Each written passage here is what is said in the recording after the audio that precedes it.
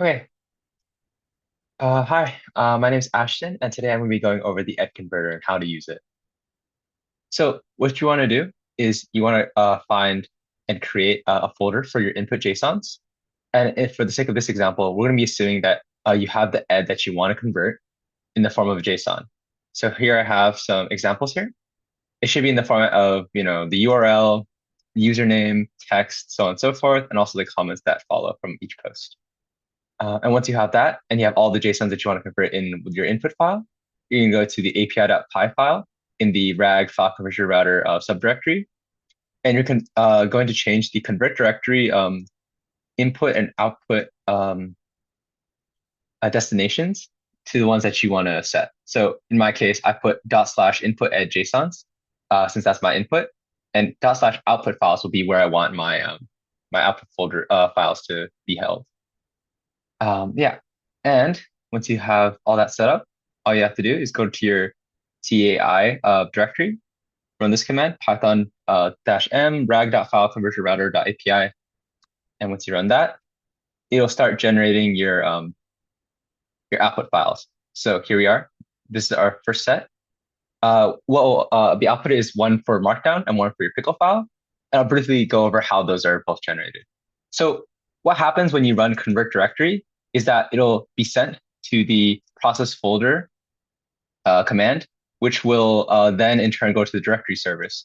And the directory service will go and say, hey, I see that there's a JSON file. I'm going to bring it to the ed converter view and then use that to convert my ed folder, ed file into two additional files, the markdown and the pickle file. Now the ed converter does that by first going to the toMarkdown function, filtering it out. Filtering some data out that we don't like. So like maybe posts like that aren't as well liked, or like don't have likes on them, or don't really have comments, or just follow-ups that don't really add anything to the context. And we try and filter those out. And once we filter those out, we go to the Markdown conversion, which finishes the Markdown.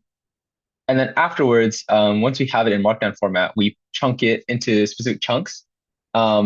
That'll make it easier for the TAI to respond to student queries. And yeah, and then I'm going to show off a little bit of the Markdown outputs and the pickle outputs. And so here we have a redacted user for the privacy of the students.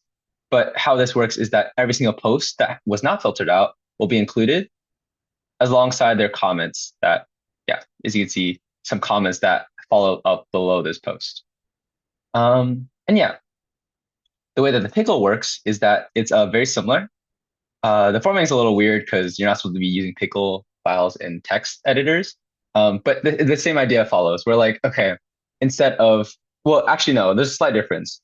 When a post and its comment are included, that comment includes the post in its entirety.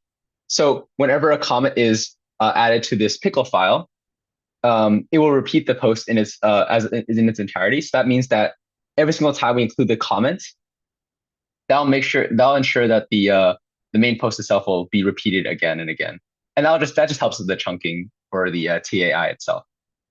And yeah, so once you're done, you have these two output files that will be fed straight into TAI to help you answer student queries. So yeah,